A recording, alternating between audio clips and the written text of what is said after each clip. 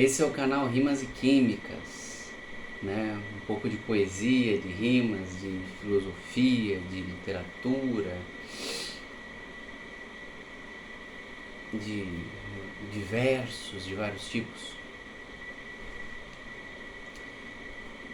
E também história da química,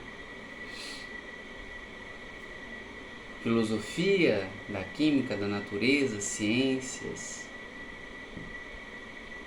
bioquímica, química geral, química ambiental, essas questões em volta do universo da química. E nesse vídeo, os grandes cientistas, vídeo 5, episódio 5, vamos falar sobre o alquimista Rembrandt, o alquimista Rembrandt, alemão, o cientista que descobriu o fósforo. Ele era alquimista, mas ao mesmo tempo que ele era alquimista, ele era também cientista, pesquisador, investigador, e fez experimentos para poder chegar no fósforo. A interpretação, o raciocínio dele, na verdade, foi um pensamento simbólico, porque a alquimia tem muito simbolismo. Ao mesmo tempo, a alquimia tem muito vitalismo, quer dizer, tudo é vivo, né? A madeira, as pedras, o ar que a gente respira, a água, as plantas, tudo é vivo, tudo pode manifestar algum tipo de vida ou algum tipo, talvez, de inteligência.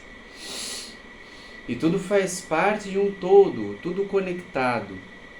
Então a alquimia é vitalista, é uma visão de mundo vitalista que vai frutificar na alquimia. E Rembrandt vai usar de toda essa sabedoria da alquimia para poder fazer as suas análises químicas e as suas interpretações filosóficas daquilo que ele estava estudando. Ele era esposo de uma mulher de posses, então ele participava da Idade Média, né? Isso eu estou falando Idade Média, né? Mais para o final da Idade Média. E aí ele vai desfrutar de uma certa posição social e de uma certa condição social, com posses, com dinheiro. Mas ao mesmo tempo ele decidiu pesquisar um material e produzir um material que pudesse render dinheiro na forma de comércio, algo que ele pudesse produzir e comercializar. E aí vem o simbolismo da alquimia. Com o conhecimento de alquimia que ele tinha, ele decidiu que ele ia produzir algo que fosse semelhante ao ouro, ou que viesse de algo semelhante ao ouro. E o ouro a gente sabe, é amarelo. Amarelo é a cor do ouro na natureza, então ele poderia talvez extrair a essência de uma flor amarela, com pétalas amarelas, como a rosa amarela, como o girassol, como outras flores que as pétalas são amarelas ou amareladas, tirar essa essência e talvez fazer um perfume. Era uma opção, porque se ele queria algo semelhante, algo similar ao ouro, poderia ser uma flor amarela, poderia ser um outro mineral amarelado semelhante ao ouro, poderia ser algo orgânico, né? Algo com vida, algo de um ser vivo. Então, algo de um ser vivo, ele pensou que talvez o que fosse amarelo como ouro e que tivesse vida, algum vitalismo, como as plantas e os animais, poderia ter pensado alguma coisa no sentido assim, gordura, óleo, algum tipo de óleo, né, amarelado, né, óleo de soja, não tinha na época, mas ele poderia buscar algum óleo de castanha, alguma coisa que ao mesmo tempo era usado para acender lamparinas, os óleos, mas amarelado, poderia ser usado para produzir algum outro tipo de material, um medicamento, um perfume, um cosmético, algum material para usar em oficinas de couro, de tecidos, de metais. E aí ele pensou que amarelo como ouro e com fluido vital, com essa vitalidade que vem dos seres vivos, seria a urina. A urina. Ele não pensou algo mais valioso, ele pensou a urina e o que ele poderia talvez extrair da urina e, quem sabe, comercializar. Apesar do raciocínio parecer meio maluco, havia, quando você estudava, por exemplo, plantas na China ou no Oriente Médio, os alquimistas árabes, ou na Índia, e mesmo no Egito, na Grécia, você tinha sabedoria no sentido de entender as plantas, por exemplo, como árvores, ou como a salsinha, que tinham um comportamento ascendente, e plantas com um comportamento descendente. Então você tinha interpretações visuais. Você tinha outras interpretações em situações que eram coisas mais práticas, não um raciocínio mais completo, que foi o que o Rembrandt fez para chegar na urina. Chegou na urina, ele coletou urina de pessoas, ou da rua, ou de lugares, de tavernas. Ele fez um tratamento com essa urina no espaço próprio, no seu laboratório que ele tinha na sua casa. Esse tratamento com várias etapas, né? Uma das formas, e a forma que ele fez é mais ou menos secreta. Ele fez uma forma a forma como ele fez para elaborar a urina e transformar em algo valioso era um segredo dele, né? Era algo guardado, era uma receita secreta até certo ponto. Então ele pode envolver a fervura da urina. Nós não sabemos, não tem a receita do Rembrandt, ela não existe documentada, ou se existe, existe de forma fragmentada e não oficial. Então você pode envolver a fervura, você pode envolver o descanso dessa fervura, você pode ter filtrações, você pode ter adição de outros compostos químicos para haver reações, precipitações. Você pode ter algumas etapas, né? Você pode ter dissoluções, em vez de você ter uma reação, você adicionar, por exemplo, álcool, e aí você fazer separação de misturas daquilo que faz parte da urina, que é uma mistura, né? O que dá a cor amarelada, nós sabemos, é a ureia. A ureia vai ter a ver com a química orgânica lá na frente. A urina é uma mistura que tem a ureia que dá a cor amarelada e tem outras coisas. E junto com isso, tinha um elemento químico, né? A ureia, que é a molécula que dá a cor dessa mistura, que nós chamamos de urina, a ureia tem nitrogênio.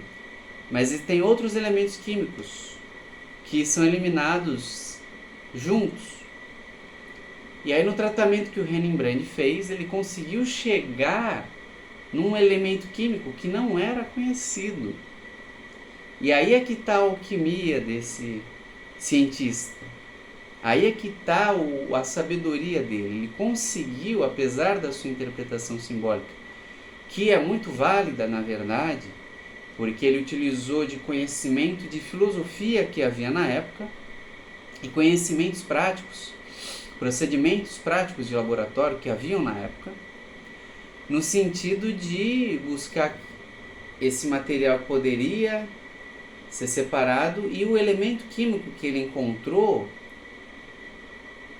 veio a partir de separações, e quando ele terminou o processo, ele chegou numa substância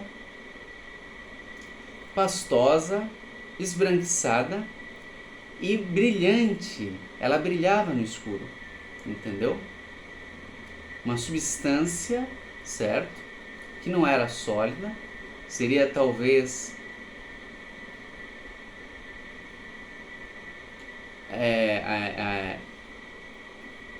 uma mistura também, né? O resultado final com um formato que para nós lembra alguma coisa como uma mistura, talvez uma pasta, e brilhante. E aí ele deu o nome de fósforo, né? Algo que tem luz. E o nome, o Rembrandt deu o seu nome, né? Ele era alemão, então ele chamou, na verdade, de luz fria da noite, porque não era como a luz do fogo, né? O fogo ilumina, mas o fogo tem a luz e tem o calor. E ele separou um elemento que depois dele foi chamado de fósforo, que não tinha calor. Não tinha calor, era apenas a luz. Então ele pôde comercializar isso. Ele fez um contrato depois com o dono de uma taverna para coletar a ureia e usar coletar a urina, né?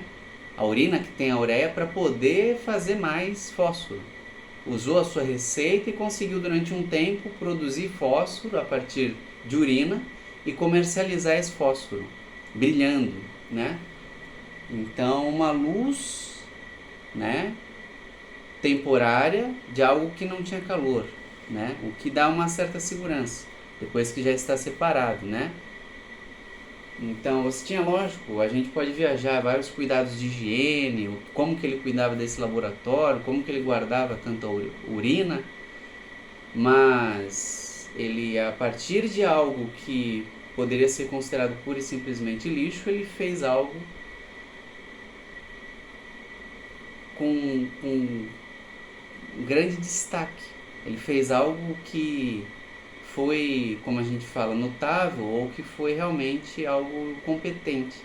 Quer dizer, ele conseguiu encontrar algo valioso na urina, o que faz parte da química, o que faz parte da ciência, né? Você encontrar em algo que parece que não é valioso, algo que se torna valioso. A partir do momento que você elabora isso, você traz isso para um processo de transformação, né? Que no caso dele era laboratorial. Essa transformação laboratorial na química pode ser também de outra forma, pode ser uma transformação química artesanal, né? Como é o caso da destilação do álcool a partir da garapa, o caldo de cana. Você destila o caldo de cana e vai obter álcool, é artesanal. E o processo industrial que vem depois, né, com a Revolução Industrial. Então você pode ter um processo laboratorial, que na alquimia existe há alguns milênios. O processo artesanal, que é outro processo que também envolve a alquimia, como a metalurgia, como a conservação de alimentos, a perfumaria, a produção de perfumes e cosméticos, a produção de medicamentos, desde a antiguidade. Tudo envolve química, uma química que é tanto artesanal quanto laboratorial desde antigamente. O que não tinha era o industrial, que aí vem depois.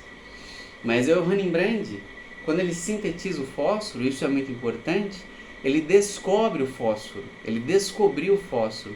E o que ele sintetizou foi o P4, fósforo P4, né?